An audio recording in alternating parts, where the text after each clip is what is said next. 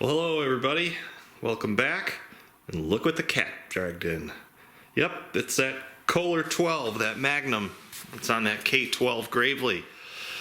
Put it all back together, and I didn't do a video on the putting it all back together because it took so long to get the parts in, and it was really over months. And gave the engine back to him, he put it on, everything's okay with that, started it up, and it's leaking oil is the first thing. The second issue is it's burning oil, it's smoking pretty bad.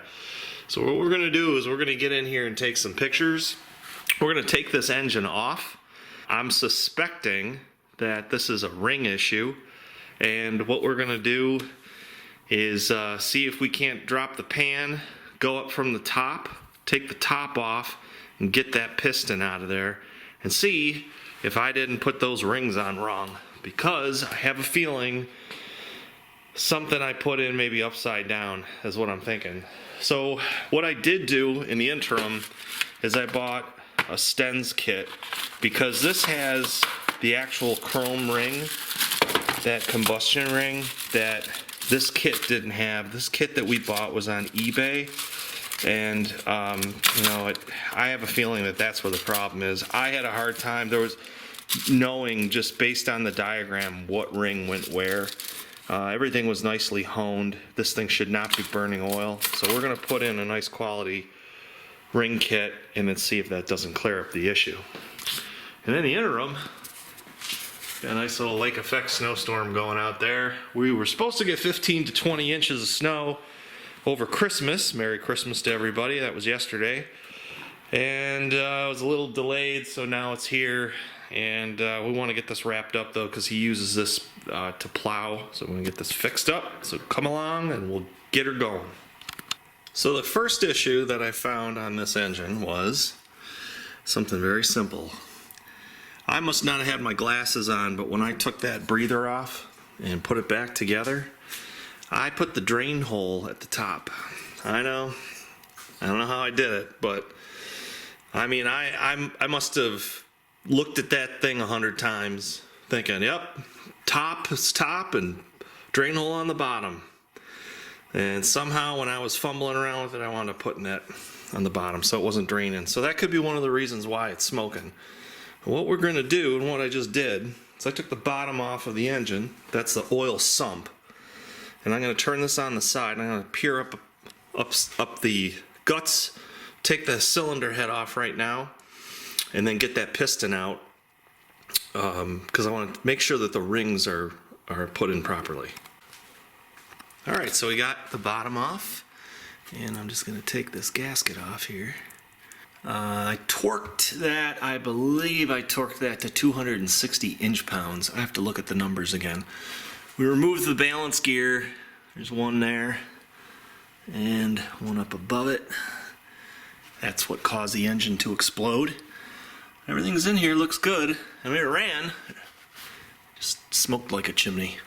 Alright, let's take that top off. And then, you know, what can I say? I do stupid things. The other issue was the rings. Now, these rings came in a kit. And the kit came with, it was one of those eBay kits. Came with the piston, the connecting rod, and they're pretty inexpensive. And they're all Chinese. And the problem that I had was I couldn't tell from the instructions that came what ring was which. Nothing was stamped, nothing said top, nothing said bottom or second. I tried to figure out, looking at the side of them, and you know, I don't know, must have done something wrong. So when I had it all apart, I thought, I'm not using these things. And you can see these were black. These were like painted black, and after being in the engine for just a very short period of time, they got all kind of scoured up and everything. So I took a look at the cylinder. Cylinder was okay. And in the interim, I ordered Stens genuine replacement Kohler K301, which is the same for the Magnum 12 set of rings. What a difference These things came like a polished top ring, so you knew that that was like a compression ring or whatever. Then the second, it said top on it. The second ring was stamped second, so you couldn't screw it up. It told you exactly in their diagram, wherever I have it around here, very simple. This is what it shows you.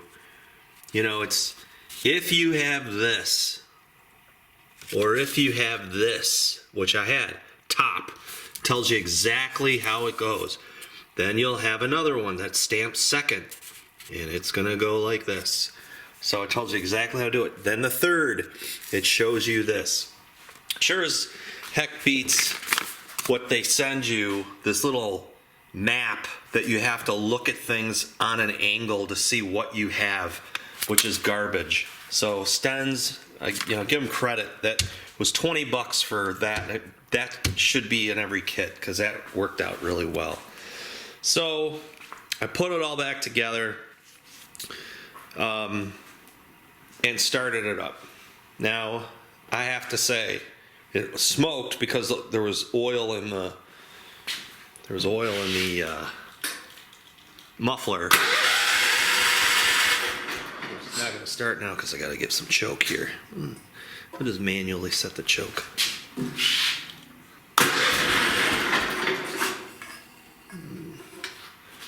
Should start.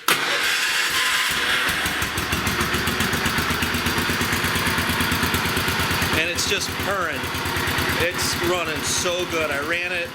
I got it set to where it's about 3,600. It sounds about 3,600 RPM and wide open. These motors, you're really better off running a hair under that, because they're a thumper, single cylinder. And this thing just sounds so good. No smoke.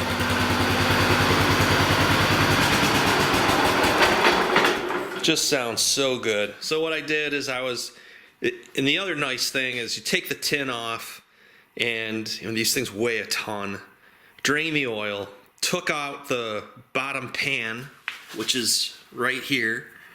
So I just took this bottom pan off, and then took the top off, took the head off, tapped the rod out in the piston, put the new rings on, inspect the cylinder, make sure everything's good, put it back in, torqued it back to 260 inch-pounds with some Loctite, buttoned it all up, and it runs. And, it's going back tomorrow. So it's all set to go. It's got to get that deck off because he's going to push snow with this thing. But, you can see the difference in size between this Gravely and the Wheel Horse. I mean, this is a 12 horsepower machine with hydraulics versus my 520 Wheel Horse there with hydraulics. I mean, it dwarfs it. This thing has to weigh probably 800 or 900 pounds. I mean, it's just, everything's cast iron on it. The frame is huge. I mean, it's a beast. And I think I got a 48 inch deck. This deck's got to be 50, 52. It's definitely larger than mine. So I'd say probably 50. I don't know what came with it, but it's a beautiful tractor. And that rear end is just, everything is cast iron. The one issue I did have, and I'll try to I'm going to put a picture of it. I was mounting the engine yesterday, and so the engine mounts back up here on a plate, and it goes right into the transmission. There's a spur gear that has a keyway that's probably 1/4 inch by 1/4 inch by 1.5 inches long or so. Well, I wasn't able to get that gear in, so I thought, well, I'll just back the engine out and try again. Well, the spur gear came off with the key. I reached in to get the spur gear, and the key fell in to the transmission. That thing holds over a gallon. It's gotta be. It was a lot of oil. Well, what I wound up buying when we had a wasp nest this past fall in the house was a $50 Amazon borescope. So I went and got that, drained the oil, and was able to use it to find the key and where it was. And I had a magnet that I bought, but it has this big end on it, and I couldn't bend it enough to get it. So what I did is I bought a pack of magnets at Home Depot. Here they are. These tiny little magnets. There came about 10 of them. And I shoved that magnet like that in a piece of 3/8 inch hose.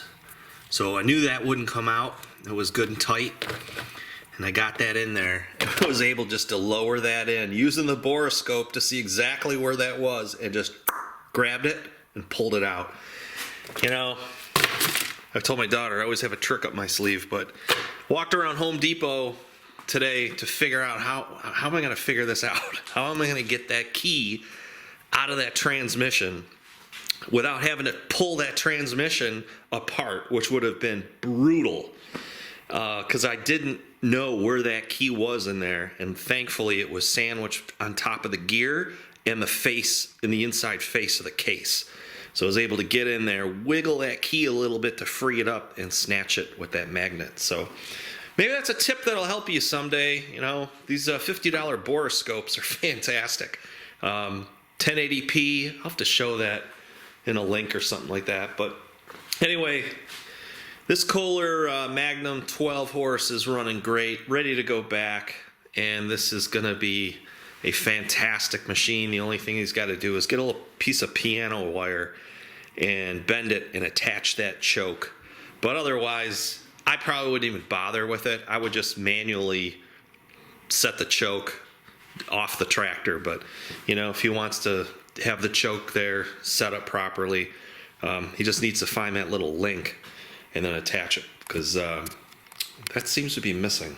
So if you like these types of videos, please click that subscribe button and the like button. And if you haven't hit that bell to get notified, well, that would help too. Click that. We'll see everybody real soon. Thanks for watching.